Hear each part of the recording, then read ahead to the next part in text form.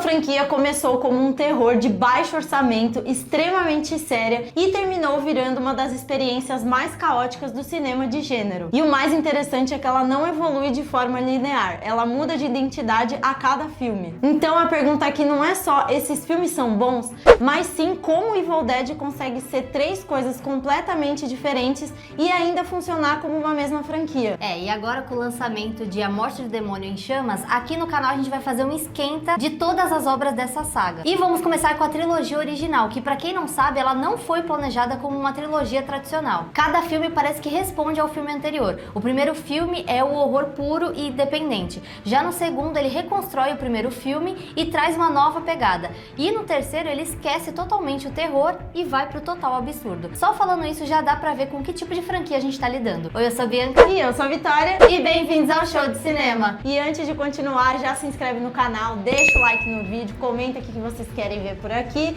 e não esquece de ir no nosso Instagram pra ficar mais próximo da gente. Evil Dead de 1981 não é só um filme de terror, ele é um filme totalmente independente do Sam Raimi, onde ele misturou orçamento baixo, criatividade e muita gambiarra pra conseguir fazer ele funcionar. Na história a gente acompanha 5 jovens que estão indo pra uma cabana que só de olhar pra ela já dá pra ver que tem alguma coisa de errada. E assim, o filme não perde tempo te explicando muito quem são esses jovens, você vai meio que entendendo durante a história e isso também não é aprofundado. Então desde cedo você já fica com aquela sensação, ok, tem essa cabana, tem silêncio, você já vai ficando desconfortável e já vai entendendo que tem alguma coisa de errado. Apesar de todo esse climão que o filme constrói, ele também traz algumas piadinhas, principalmente no começo, onde você consegue ver isso acontecendo por ali. Outra coisa é que Evil Dead não nasce do nada, ele já surfava nessa questão do terror que já era muito famoso na época, que é de jovens indo para uma cabana abandonada, que é algo que já existia muito em filmes da época. Agora, uma coisa que chama muita atenção nesse filme é a câmera, porque ela não fica parada. Parece que a câmera é quase um personagem e você vê que isso é muito do Sam Raimi. Ele estava começando na época,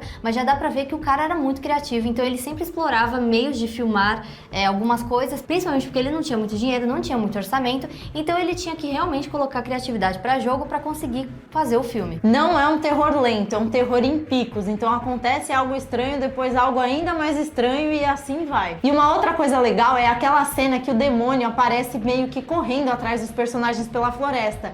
Era uma filmagem bem diferente para a época. O próprio Sam Raimi e a equipe saíam literalmente com a câmera no braço, correndo pela floresta para causar esse efeito. E o mais interessante é que até hoje essa cena passa uma sensação de velocidade, de ameaça real. O Sam Raimi fazia mais ou menos assim.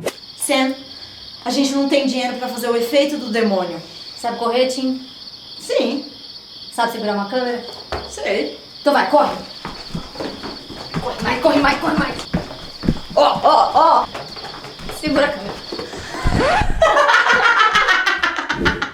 E por isso essas cenas eram tão marcantes, porque não era nada digital feito no computador, era literalmente a galera correndo, tentando não bater numa árvore. E eu acho muito bizarro, porque a gente gravava várias paródias, vários vídeos, e toda vez que a gente ia correr com a câmera é muito difícil. É muito difícil. E eles fazem muito bem nesse filme, porque, tudo bem, né, eles criaram uma artimanha pra conseguir correr e tudo mais, mas mesmo assim, tipo, é muito difícil correr com a câmera e a gravação ficar boa, né?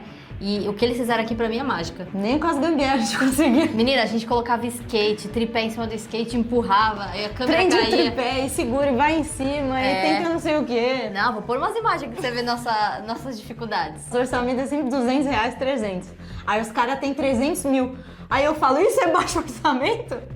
Vai lá dar bolacha com água e sal e café pro seu amigo comer. Nossos amigos sofreram com a gente, tá? Esse era o nosso orçamento. A gente sim pode falar que a gente tinha um orçamento baixo. É isso que eu tô falando. Porque a gente, literalmente, nosso orçamento era R$300, nossos amigos dividindo a bolacha, água e sal. Água da torneira. Mas voltando pra história, tudo começa a sair do controle quando esses jovens encontram no porão os livros dos mortos. É um livro. É um livro. E tem vários mortos. Vários mortos. Os livros dos mortos. E aí eles encontram um gravador também. E nesse gravador tem um cara narrando o que é esse livro. O famoso Necronomicon. A gente chama desse jeito, é Necronomicon. E conforme a gravação vai sendo reproduzida, o filme vai ficando mais sério e mais pesado. E o interessante é que as coisas não demoram pra acontecer. Ele já vai direto ao ponto. Ainda no início do filme, quando eles acham o livro e falam as palavras, o mal já é ativado. Eu acho esse filme muito rápido. Ele é muito frenético, muito rápido, não apresenta nada, ele vai... Eu adoro. Ele é muito rápido, quando você vê, já acabou, e você fica, meu Deus, eu quero ver de novo. Vou pôr de novo.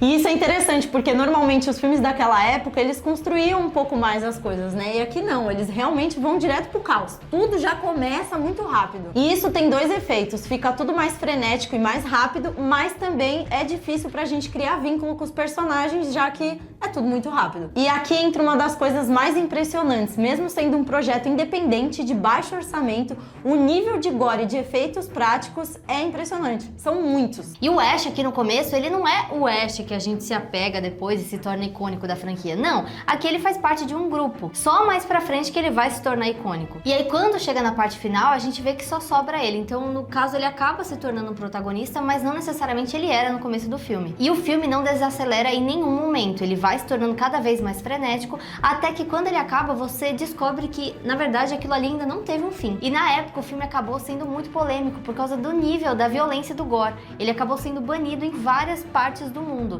E assim, é interessante que é um filme que ele não chegou a fazer o sucesso, ele foi fazer sucesso só depois. Evil Dead de 1981 não é um filme assim que ele foca nos personagens e na história, e sim na experiência. É um filme que acabou sendo muito importante pro universo do terror, e o mais curioso é que quem assiste esse filme não imagina o que o Sam Raimi faria depois, né? Porque quando a continuação chegou, ele pegou tudo que funcionava no filme original e transformou a franquia em algo totalmente diferente. E foi justamente aí que Evil Dead começou a se transformar na franquia que muita gente conhece até hoje. Evil Dead 2 chegou em 1987 e deixou muita gente confusa. O próprio Bruce Campbell disse que esse filme aqui é uma espécie de remake sequência. E isso acontece porque eles não conseguiram os direitos do primeiro filme para usarem cenas e flashbacks como eles queriam. Por isso, o começo do filme reconta a história que a gente já viu antes, porém eles mudam alguns elementos para essa continuação. E é por isso que quando a gente assiste, a gente acaba ficando meio confuso. Você imagina eu assistindo esse filme não entendendo nada pra explicar. Eu falei, gente... Mas quando eu assisti, eu não sabia nada disso. Eu fiquei, cadê o resto dos amigos? Eu falei, aí do nada uma namorada. Não, e nem a mesma atriz, é a Linda, outra. mas não é a mesma atriz. Aí eu falei, ué, é outra namorada? Ele tá com outra? E ele deu o mesmo colar pra outra E tem namorada? o mesmo nome? Aí eu, gente, que falso! Nossa, como ele é homem, né? Aí depois que eu fui me tocar. Foi difícil quando eu achei esse filme pela primeira vez. Difícil. O filme começa de uma maneira muito parecida com o anterior. O Ash tá indo pra cabana no meio da floresta com a sua namorada Linda. Lá eles encontram os livros dos... Meu Deus, um livro só, Vitória. Lá eles encontram o livro.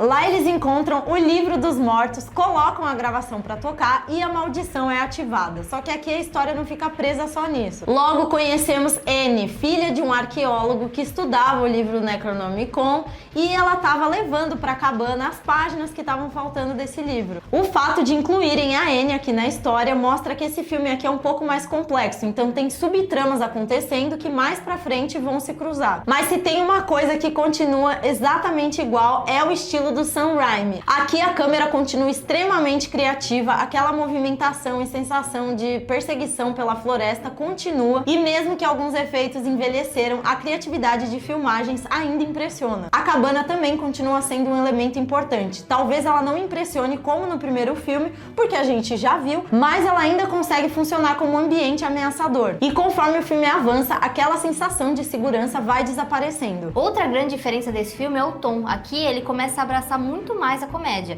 e a gente começa a ver isso através do personagem Ash, que aqui realmente se torna o protagonista. Ele tá bem mais exagerado, bem mais carismático, bem mais engraçado, e assim, sinceramente, se tivesse só ele no filme, valeria a pena, porque é muito legal ver ele nesse filme. Ele é muito bom. E é justamente nesse filme que começa a nascer o Ash que a gente conhece, que é tão famoso. Principalmente também a imagem dele com a motosserra, que acabou se tornando muito famoso com o personagem e também no universo do terror. Tem momentos que você tá tenso e em seguida já vem a comédia, e tem momentos que você tá rindo, mas aí você fica tenso. Então assim, é um filme que abraça muito essa ideia de terror e comédia. Agora, o ponto alto desse filme continuou sendo os efeitos práticos. Até porque, depois do primeiro filme, o Sam Raimi agora conseguiu uma verba maior para fazer esse segundo filme, então ele investiu um pouco mais em maquiagem, né?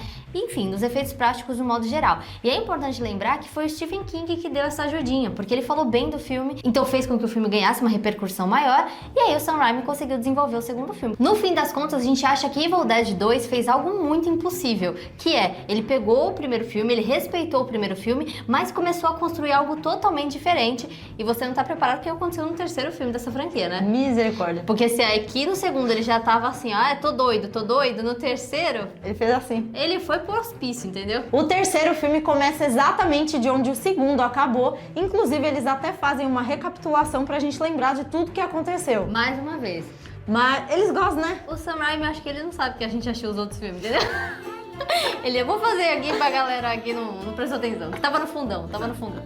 E eu acho que uma das coisas que mais impressiona a gente é o rumo que essa história tomou. Porque se antes o Ash estava preso numa cabana, aqui ele foi pra Idade Média.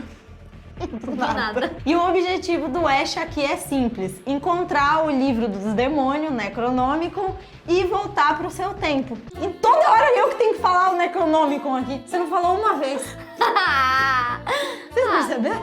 Ninguém mandou você pegar essa parte do roteiro. O problema é que o Ash é o Ash, né? Porque quando ele encontra o livro, ele fala as palavras que precisam ser faladas pra acabar com a maldição, só que ele fala errado. Então dá tudo errado. E a partir daí, o filme vira praticamente uma aventura medieval, porque os mortos eles vêm à tona, né? Então começa uma guerra e por mais esquisito que isso pareça, funciona. É, pois é. Uma coisa que esse filme faz muito bem é entender quem é o Ash. No primeiro filme, ele era apenas um cara tentando sobreviver. No segundo, ele vira o protagonista. Mas aqui, ele é a atração principal. Ele é o foco da trama. O Ash aqui, ele tá mais confiante, ele tá mais exagerado. O ator Bruce Campbell parece estar muito confortável fazendo o personagem. Parece que ele sabe exatamente quem é o Ash. Agora, uma coisa que a gente precisa mencionar é a mudança de tom do filme. O filme praticamente abandona o terror e vai pra comédia e pra aventura, né? A gente ainda tem o livro dos mortos, tem os demônios, mas o terror não tá tão presente. E não é uma comédia sutil, não. Ele abraça em vários momentos quase que uma comédia cartunesca, ele vai completamente pro absurdo. Até quando ele cria uma atmosfera mais tensa, logo ele coloca umas piadas, umas coisas engraçadas. Então é um filme que você tem que aceitar a proposta dele, senão você vai ficar um pouco chateado. Se você não conhece a franquia, assim, cai de cara nesse filme, fala, vou assistir 1, 2 e 3, e não sabe pra onde ele vai e o que vai acontecer, de repente pode te chocar muito. Quer dizer, eu acho que mesmo se você souber, te choca, porque é totalmente diferente dos dois primeiros. Mas uma coisa é certa, o Sam Raimi provou aqui que ele sabe brincar com vários gêneros diferentes. Ele sabe trabalhar tudo, o homem. Ele consegue fazer o que ele quiser. Porra! Não foi ele que dirigiu Homem-Aranha? Foi. Eu amo Homem-Aranha com o Tobey Maguire. A Raiminho. Mesmo mudando totalmente o ambiente e o gênero, dá pra ver que o Sam Raimi tá ali. O estilo dele continua ali, a criatividade, então dá pra ver que ele ainda continua mandando muito bem na direção. E é claro que é mais um filme que os efeitos práticos continuam mandando muito bem. Esse filme aqui, eu amo os efeitos práticos dele, mesmo que tem alguns momentos que fica um pouco datado, né? Mesmo assim, eu acho incrível, eu adoro Evil Dead, eu acho uma franquia muito boa e dá pra ver que desde essa época ele já sabia o que estava fazendo. Depois de rever os 3 filmes, a gente acha que esse filme aqui, ele faz algo impressionante, que é, ele não perde a sua identidade mesmo mudando seu ambiente e seu gênero. Isso é impossível. Tem filme que não muda ambiente nem gênero e perde identidade no segundo. É, menina. Não é? Cada filme parece uma resposta diferente para a mesma pergunta. E isso é muito legal, porque quando você acaba de assistir a trilogia, você pensa, caraca, parece que eu vi 3 filmes diferentes, mas eles se completam. Eles têm a identidade igual, sei lá, tem alguma coisa ali que os une. Exato, todos eles ainda aparecem em Evil Dead. Então se inscreve no canal porque a gente tá começando esse esquenta, porque estamos muito animadas pra A Morte do Demônio em Chamas, então se inscreve pra não perder os próximos vídeos dessa saga. Um beijo, até o próximo vídeo. Tchau!